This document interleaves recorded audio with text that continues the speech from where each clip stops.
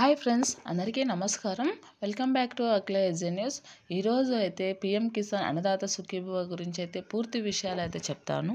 ఇప్పటికే పిఎం కిసాన్కి అన్నదాతకు సంబంధించిన డబ్బులు అయితే రైతుల ఖాతాలో జమ కావడం జరిగింది కదా. అయితే కొంతమంది రైతులకైతే ఈ డబ్బులు రాలేదు. మీకు ఒకవేళ ఈ మెసేజ్ వచ్చినట్లయితే మీకు ఖచ్చితంగా అయితే డబ్బులు అనేటివి వస్తాయి ఫ్రెండ్స్. ఒకవేళ మెసేజ్ రాకోకుంటే ఏం చేయాలి, డబ్బులు ఎలా పొందాలి అనే విషయాన్ని అయితే నేను పూర్తిగా చెప్తాను. కావున మీరు ఈ వీడియోని ఎక్కడ కూడా స్కిప్ చేయకోకుండా పూర్తిగా చూడండి. అలాగే మన ఛానల్ని మీకు నచ్చినట్లయితే లైక్ చేయండి, షేర్ చేయండి, కామెంట్ చేయండి.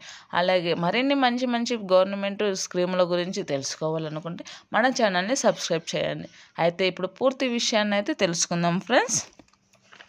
ఆంధ్రప్రదేశ్ రాష్ట్రంలో వ్యాప్తంగా ఉన్న రైతులకు 3,135 కోట్లు రిలీజ్ చేసి రైతుల అకౌంట్లో జమ చేయడం జరిగింది. 46.86 లక్షల మంది రైతులకు గాను 3,135 కోట్ల పైన రావాలి. కానీ 3,135 కోట్లు ఇచ్చారు. దాదాపు 10 లక్షల మంది రైతులకు ఈ స్కీమ్ డబ్బులు రాలేదు. ఎందుకు రాలేదో చెప్తాను. రైతులను దృష్టిలో పెట్టుకొని వారి కోసం ఎంతగానో ఆలోచించి ఏర్పాటు చేసిన పథకం అన్నదాత సుఖీభవ. వేరు పథకాలు ఇవ్వడం లేటు చేసినా కానీ అన్నదాత సుఖీభవ పథకాన్ని మాత్రం ఖచ్చితంగా ఇవ్వడం అనేది జరుగుతుంది. ఇది రైతుల మనోధైర్యం పెంచడానికి ఏర్పాటు చేశారు. కేంద్ర రాష్ట్ర ప్రభుత్వాలు కలిసి ఇవ్వడం అనేది జరుగుతుంది.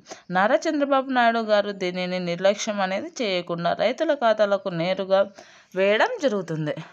అందులో భాగంగా 21వ విడతగా తమిళనాడులో బటన్ నొక్కి దాని ద్వారా నేరుగా రైతుల అకౌంట్లోకి అమౌంట్ వేయడం జరిగింది. దీనిని డీబీటీ పద్ధతి ద్వారా ప్రధానమంత్రి మోడీ గారు అయితే ఇవ్వడం జరిగింది.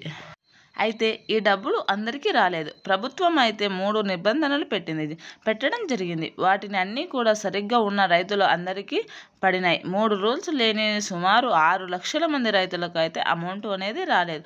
దీని గురించి పూర్తిగా ఎందుకు రాలేదు అనేది చెప్తాను ఫ్రెండ్స్. కేంద్ర ప్రభుత్వం మొదటి నిబంధనగా ఈ విషయం అయితే చెప్పడం జరిగింది. రైతులందరూ కూడా ఈ కేవైసీ అనేది ఖచ్చితంగా చేసి ఉండాలి.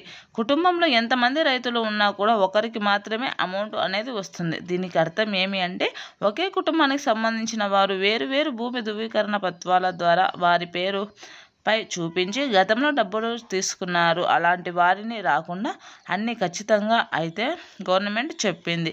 ఇలా ఒకే కుటుంబానికి సంబంధించిన వారికి రైతులకు వేరుగా భూమిని వారి పేరు పైన ఉన్నా కూడా వారందరికీ వర్తించదు. ఒక్కరికి మాత్రమే రావడం జరుగుతుంది. దీనిని ఖచ్చితంగా అంటే ఉన్న వారిని అందరినీ తొలగించడం జరిగింది. ఇలా ఉన్న రైతులకు రాదు. 2019 నుంచి భూమి కొనుగోలు చేసి రిజిస్ట్రేషన్ చేసుకున్న వారి రైతులకు కూడా ఈ అమౌంట్ రాదు. అంటే 2019 ముందు రిజిస్ట్రేషన్ అయిన రైతులకు మాత్రమే అమౌంట్ వస్తుందని ఖచ్చితంగా అంటే గవర్నమెంట్ చెప్పడం జరిగింది. అలాగే ఎవరికైతే 10 సెంట్ల కంటే తక్కువ భూమి ఉన్న వారికి కూడా అమౌంట్ అనేది రాదు అని ఖచ్చితంగా చెప్పింది. ఇప్పుడు ఎవరికి వస్తుందో క్లారిటీగా చెప్తాను. ఎవరైతే సొంత భూమి ఉండి వారు ఖచ్చితంగా వ్యవసాయం మాత్రమే చేస్తున్నారు వారికి మాత్రమే వస్తుంది. భూమి ఉండి 2 ఎకరాలకు పైన ఉండి అందులో వ్యవసాయం చేసే రైతులకే వస్తుంది. ఒకవేళ భూమి ఉండి కూడా అందులో కోళ్ళ పెంపకం, చేపల పెంపకం, ఇతర పనులు చేసినా కూడా రాదు. పూర్తిగా వ్యవసాయం, పంటలు పండించడం అలాంటివి చేసిన వారికి మాత్రమే వస్తుంది. ఇలా ఉన్న వారిని కూడా పూర్తిగా తొలగించడం జరిగింది. వ్యవసాయం కాకుండా భూమిలో ఏ పని కూడా చేయకూడదని చెప్పడం జరిగింది. కావున మీరు మీ బ్యాంకు బుక్కు ఈ కేవైసీ, భూమి ధృవీకరణ పత్రాలు ఖచ్చితంగా ఉంచుకోండి. కుటుంబంలో ఒక సభ్యునికి మాత్రమే ఆ డబ్బులు అనేది వస్తాయి. భూమి ఉండి వేరే పనులు చేసేవారికి అయితే ఖచ్చితంగా రావని చెప్పడం జరిగింది. కావున మీరు అన్నింటినీ దృష్టిలో పెట్టిన నేను చెప్పిన ప్రతి విషయం కూడా మీరు సరి చేసుకొని మీరైతే మళ్ళీ కూడా ఈ అన్నదాత సుఖీభవ పిఎం కిసాన్కి అయితే అర్హులు అవుతారు. దీనిలో ఏది తప్పు ఉన్నా మీరు ఏది చేసినా కూడా మీకైతే అన్నదాత సుఖీభవ పిఎం కిసాన్ అయితే రాదు.